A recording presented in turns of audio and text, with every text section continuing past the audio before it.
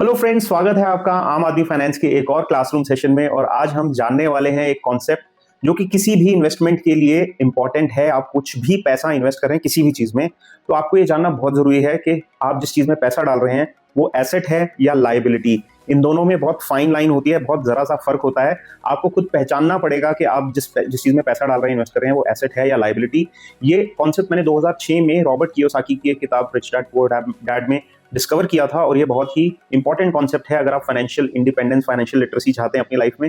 इस वीडियो को लास्ट तक जरूर देखिएगा। आपने हमें सब्सक्राइब नहीं किया है तो ऐसे ही और यूजफुल वीडियोस के लिए सब्सक्राइब कर लें और बेल आइकन जरूर दबाएं। और अपने उन दोस्तों के साथ ये वीडियो शेयर कीजिए जिनकी आप परवाह करते हैं, चाहते हैं, जो फाइनेंशियली इंडिपेंडेंट हो, लिटरेट हो, अपने पैसे को ज्यादा अच्छे से समझ पाएं। उनके लिए बहुत ही जरूरी है। तो चलिए शुरू करते हैं इस वीडियो को।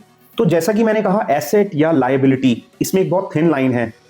फॉर एग्जाम्पल, आपने एक जमीन खरीदी, आपने इन्वेस्टमेंट सोच के उसे खरीदा, लेकिन आपने उसको 10 साल रखा। उसकी कीमत भी बढ़ी लेकिन ज़्यादा नहीं बढ़ी। उसको मेंटेन करने के लिए आपको उसकी फेंसिंग करनी पड़ी, आपने वहाँ पे कुछ बेयर मिनिमम कंस्ट्रक्शन किया, आपने 10 साल तक उसके प्रॉपर्टी टैक्सेस दिए, खरीदते समय आपने उसकी रजिस्ट्री का जो स्टैम्प ड्यूटी रजिस्ट्रेशन अमाउंट है वो भी दिया, और बेचने के समय 10 साल बाद आपने उसको बेचा एक ऐसी कीमत पर जहाँ पे आपको एक छोटा सा प्रॉफिट हुआ, लेकिन बेचते समय भी आपने उसके लिए एक ब्रोकर को ब्रोकरेज दिया जिसने आपको उस प्लॉट ऑफ लैंड को बिकवाने में हेल्प करी। आपने हो सकता है इन 10 सालों में कोई केयर टेकर रखा हो, उस लैंड पे कुछ इंप्रूवमेंट कराई हो, उसकी फेंसिंग कराई हो, उसकी कुछ मेंटेनेंस कराई हो, तो वो एक इन्वेस्टमेंट है। अब क्या वो इन्वेस्टमेंट जो है वो एसेट है, लायबिलिटी है, उसको समझते हैं। कोई भी चीज जिसमें आप पैसा डालते हैं, वो जमीन है, जेवर है, सोने हैं, भले आप एक टैक्सी कंपनी चलाते हैं और आप एक गाड़ी खरीदते हैं टैक्सी में चलाने के लिए, क्या वो एसेट है, लायबिलिटी है, उसको कैसे समझें। एसेट और लायबिलिटी में एक छोटा सा फर्क होता है, वो ये होता है, जो एसेट है वो आपकी जेब में पैसा डालता है और जो लायबिलिटी है वो आपकी जेब से पैसा निकालती है। तो आप इस चीज का इवैल्यूएशन किसी भी चीज में इन्वेस्ट करने से पहले थोड़ा मोटा गणित लगा के आप अंदाजा लगा सकते हैं कि वो एसेट है, लायबिलिटी है। फॉर एग्जाम्पल, आपने एक प्लॉट ऑफ लैंड खरीदा और क्या आपको पता है कि आपको उसकी 5 से 6% तक रजिस्ट्री कॉस्ट देनी पड़ सकती है। आप उसे ओपन मार्केट से खरीद रहे हैं तो आप उस पर ब्रोकरेज भी देंगे, जो कि 1% के आसपास हो सकती है, आधा परसेंट से 1%, डिपेंडिंग आपके एरिया में क्या ब्रोकरेज चलती है। इसके अलावा आपको प्रॉपर्टी टैक्सेस हर साल देने होंगे। इसके अलावा हो सकता है आपको एमसीडी की या म्यूनिसिपैलिटी, जो भी वहाँ का जो म्यूनिसिपल कॉर्पोरेशन है, वहाँ की कुछ फीस देनी हो, वहाँ की क्लीनिंग वगैरह के लिए। अगर वहाँ पे कोई आरडब्ल्यूए है तो उसकी मेंटेनेंस भी आपको वहाँ पे देनी पड़ेगी। तो ये सब कॉस्ट हैं उसके साथ एसोसिएटेड हैं। अब आपने अंदाजा लगाया था कि मैं इन्वेस्ट करूंगा इसको, या तो मैं इस्तेमाल करूंगा, यहाँ पे घर बनाऊंगा, उसको किराए पर दूंगा, या फिर आप इसको सिर्फ बेचने के पर्पज से इन्वेस्टमेंट की तरह लिया था। अब जब आप उसको बेचना चाह रहे हैं तो आपके मन में एक अंदाजा होगा कि 4-5 साल में या 10 साल में इसकी क्या कीमत हो जाएगी। तो जब आप उसको बेचते हैं, आपको जो उससे पैसा मिलता है, तो आपको ये हिसाब लगाना होगा कि ओवर द ईयर जो आपने पैसे खर्चे हैं और जो आपको बाद में रिटर्न मिला है, क्या उसमें आपको इनफ कैपिटल एप्रिसिएशन मिला है, और इसमें आपको कॉस्ट ऑफ मनी का भी कैलकुलेशन करना पड़ेगा। फॉर एग्जाम्पल, आप मान के चलिए कि आपको फिक्स डिपॉजिट में 6% का ब्याज बैंक दे रहा है, तो आप उसे कॉस्ट ऑफ मनी मान लीजिए। अगर आप बैंक से लोन लेने जाएंगे उसी प्रॉपर्टी को खरीदने के लिए, तो हो सकता है बैंक आपको 8 या 9% पे लोन दे, तो एक्चुअल कॉस्ट ऑफ मनी तो 8 या 9% है। तो आप उसको 6, 7, 8, 9 जो भी मानना चाहें, एक फिगर मान के चलिए कि आपको 8% उस पर मिलना था। सपोज आपने 1 करोड़ लगा के उस प्रॉपर्टी को खरीदा, उस पर 7 लाख रुपए आपने उसकी रजिस्ट्री ब्रोकरेज वगैरह दी, तो आपको 1 करोड़ 7 लाख का पड़ा। आपने हर साल उसका 20,000 रुपए से मेंटेनेंस, प्रॉपर्टी टैक्स और कुछ दिया, तो 10 साल में आपने 2 लाख रुपए और खर्चा, तो आपको एक्विजिशन कॉस्ट पड़ी। अब आप उसमें इन्फ्लेशन या फिर कॉस्ट ऑफ मनी को जोड़ेंगे तो 10 साल का जो आप 6 या 7% के उसके हिसाब से लगाएंगे, तो मोटा गणित ये है कि आपके ना करते भी उस पर 2 करोड़ 20 लाख रुपए की आपकी कॉस्टिंग हो गई। तो आप कह रहे हैं 2 करोड़ 20 लाख कैसे हो गई? क्योंकि 7% रूल ऑफ 72, अगर आप इसे एक्सेल शीट में डालेंगे या सीएजीआर कैलकुलेटर में डालेंगे, 7% से अगर कोई चीज कंपाउंड करती है 10 साल में, आप अगर 1 लाख रुपया बैंक में 7% के ब्याज पे छोड़ देते हैं तो वो 10 साल के बाद 2 लाख रुपए हो जाता है बिकॉज ऑफ कंपाउंडिंग। तो आपने जो 1,10,000 रुपए उस पर स्पेंड किया और उस पर थोड़े बहुत और भी खर्चे किए ओवर द टाइम, तो उसकी जो आपकी लैंडिंग कॉस्ट है वो 2 से 2.5 करोड़ के बीच में है। तो अगर आपको लगता है कि आपने कोई प्रॉपर्टी 1 करोड़ की खरीद के 2 करोड़ में बेच दी, तो एक्चुअल में वो आपको 1 करोड़ की नहीं पड़ी, वो आपको 2 करोड़ की पड़ी, अगर आप उसका कॉस्ट ऑफ मनी 10 साल के बाद निकाल रहे हैं। तो क्या वो एसेट है, लायबिलिटी है? अगर आप उसे 2.5 करोड़ से ऊपर बेच पा रहे हैं तो वो एसेट है। अगर आपको वो 2-2.5 करोड़ की बिक रही है तो शायद उससे कम की बिक रही है तो वो लायबिलिटी है। और अगर वो उतने की बिक रही है जितने की आपने खरीदी, तो आपने तो समय ही बर्बाद किया अपना 10 साल का, तो आपका पैसा ना बढ़ा ना घटा, तो आपने समय बर्बाद कर दिया।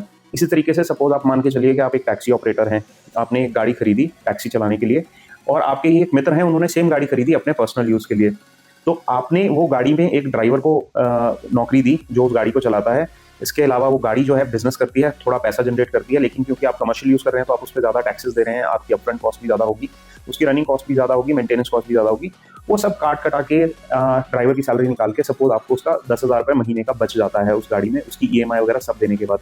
और आपका जो दोस्त है जिसने वो पर्सनल यूज के खरीदी, उसके लिए वो जो खर्चा था वो इन्वेस्टमेंट नहीं है, वो एक लायबिलिटी है। क्योंकि 8-10 साल के बाद जब आप अपनी टैक्सी का देखेंगे तो उसने लगभग, आपको मोटा मोटा गणित करें तो साल का 1 लाख रुपया कमा के दिया आपने, 10 साल में उस पर 10 लाख रुपए कमाए। अगर आप उसे कॉस्ट ऑफ मनी के हिसाब से निकालेंगे तो हो सकता है वो 15 या 20 लाख के इक्विवेलेंट हो जाए। वेराज वही गाड़ी अगर 10-12 लाख रुपए की गाड़ी आपके दोस्त ने खरीदी थी, आज वो 10 साल बाद उसको बेचने जाएगा, उसने मेंटेनेंस भी आपके बराबर ही किया होगा, लेकिन उसकी गाड़ी उसके लिए पैसा कमा नहीं रही थी, वो उस पर मेंटेनेंस के पैसे खर्च रहा था, उसका पेट्रोल खर्च रहा था। तो उसके लिए वो गाड़ी हो सकता है ओवर दीज 10 ईयर्स वो 12 लाख की गाड़ी उसको 20 लाख की पड़ी हो, क्योंकि उसने मेंटेनेंस दिया, इंश्योरेंस दिया, उसका रनिंग कॉस्ट दिया। तो उसके लिए वो एक लायबिलिटी थी, आपके लिए वो एक इन्वेस्टमेंट थी। तो सेम एसेट या सेम इन्वेस्टमेंट, किसी के लिए एसेट है, किसी के लिए लायबिलिटी है। तो एक ही तरह का इन्वेस्टमेंट दो लोगों के लिए अलग अलग हो सकता है। बहुत से लोग बोलते हैं कि घर एक एसेट है। घर जो है, मैं उसे ना एसेट बोलता हूँ ना लायबिलिटी बोलता हूँ, मैं उसे बोलता हूँ एक कंजम्पशन आइटम है। कि जैसे आपने खाने की कोई चीज़ खरीदी, आपने उसको खा लिया, तो ना वो एसेट है ना वो लायबिलिटी है, वो कंजम्पशन है। तो आप एक जो घर लेते हैं जिसमें आप रहते हैं, मोर ऑफन देन नॉट आप उसको बेच के दोबारा दूसरा घर ही लेते हैं। उसको आप इस तरीके से नहीं लेते कि आज मैंने 1 करोड़ का खरीद लिया, 10 साल बाद वो 3 करोड़ का हो गया तो मैं उसको 3 करोड़ बेच के फिर 1 करोड़ का और घर ले लूंगा। क्योंकि 10 साल बाद उसी साइज का घर जो है आपको नॉर्मली भी 2 से 3 करोड़ का ही मिलेगा। तो वो कंजम्पशन है। तो आप जो घर है अपना, जो उसको आप एसेट और लायबिलिटी से हटा के कंजम्पशन की तरफ कर दीजिए। गाड़ी को भी बहुत से लोग बोलते हैं कि मैं गाड़ी में इन्वेस्ट कर रहा हूँ। नहीं, आप गाड़ी में इन्वेस्ट नहीं कर रहे हैं। अगर आप पर्सनल यूज के लिए गाड़ी ले रहे हैं तो आप कंजम्पशन कर रहे हैं। जैसे हम घर खरीदते हैं रहने के लिए, वो एक कंजम्पशन है, ना वो एक एसेट है, ना वो एक लायबिलिटी है, वो एक कंजम्पशन आइटम है। आपकी पर्सनल गाड़ी भी आपका एक कंजम्पशन आइटम है, आप उसको खर्चा मान लीजिए। ना वो इन्वेस्टमेंट है, ना वो एसेट है, ना वो लायबिलिटी है, वो एक कंजम्पशन है। तो ये थर्ड चीज मैंने आपको बता दी। अब बहुत लोग होते हैं जो जिनके पास अपना घर है, वहां वो रह रहे हैं, लेकिन उन्होंने एक फार्म हाउस खरीद लिया शौक के लिए। अब वो जो शौक के लिए फार्म हाउस खरीदा, अगर आप उसको एयरबीएनबी या किसी और प्लेटफॉर्म पे, किसी भी प्लेटफॉर्म पे उसे रेंट आउट कर रहे हैं, उससे पैसा कमा रहे हैं, then it is an asset for you. अगर आपने कोई एक एक्स्ट्रा फ्लैट खरीद लिया, आपने उसको किराए पे चढ़ा दिया और आपका जो किराया आ रहा है वो उसकी मेंटेनेंस और उसका जो कैश फ्लो है वो पॉजिटिव है। कैश फ्लो पॉजिटिव का मतलब है कि जितना आप उस पर खर्चा कर रहे हैं उससे ज्यादा आपकी आमदनी हो रही है, तो वो एक पॉजिटिव कैश फ्लो एसेट है आपके लिए। लेकिन अगर आपने एक ऐसी जमीन खरीद ली, आपने एक ऐसा घर खरीद लिया जिससे आप किराए पे नहीं चढ़ा रहे, जिसमें ताला लगा हुआ है, जिसकी मेंटेनेंस के लिए आपको पैसा खर्चना पड़ता है, इसमें बिजली पानी का थोड़ा बहुत खर्चा रहता ही है, क्योंकि अगर आपने मीटर भी लगवा लिया, आप यूज भी नहीं करेंगे तो भी आपको उसका बिल देना पड़ता है, मेंटेनेंस का बिल देना पड़ता है, उसकी अपकीप करनी पड़ती है, और प्रॉपर्टी टैक्सेस आपको देने पड़ते हैं, आपको रजिस्ट्री का अमाउंट खरीदते समय और ब्रोकरेज का अमाउंट बेचते समय ये सब भी देना पड़ता है। तो इन सब चीज़ों को आप जोड़ेंगे तो हो सकता है कि वही एक प्रॉपर्टी किसी के लिए एसेट है और किसी के लिए लायबिलिटी है।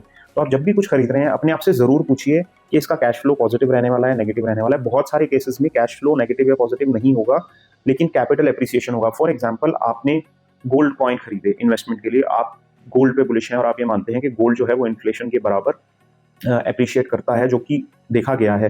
तो अगर आप एक गोल्ड इन्वेस्टर हैं, गोल्ड कॉइन खरीद रहे हैं, तो गोल्ड कॉइन में आपको कोई डिविडेंड या फिर आपको कोई बढ़त नहीं मिल रही, लेकिन उसकी कीमत बढ़ती है, जिसको कैपिटल एप्रिसिएशन या कैपिटल गेन कहते हैं। तो 10 साल बाद आपने जो 10 साल पहले गोल्ड खरीदा था 1 करोड़ का, हो सकता है वो आज 3, 3.5 या 4 करोड़ का भी हो गया हो।